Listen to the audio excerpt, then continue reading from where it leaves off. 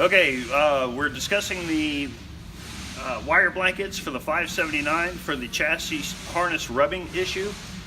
To start this repair, you're going to want to pull the fender off to ease your access. After you pull the fender off, you're going to have easy access to these brackets. They're going to be zip ties here, here, here. You're going to cut the zip ties all the way to the back bracket right here. Remove all the old zip ties. Then you need to inspect the harness at the rub points for damage.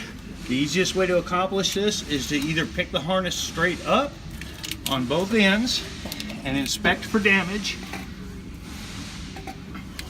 like this, or you can push the harness out the back side of the front bracket to check for damage.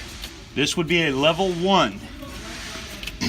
You also need to check at this rub point behind the chassis node.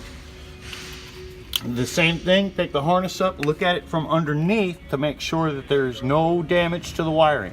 This is also a level 1 right here. It is important not to disconnect the chassis node. There is no reason to disconnect the chassis node on this repair. When you get to that point and you've noted your damage levels, then you can put the wire blankets in.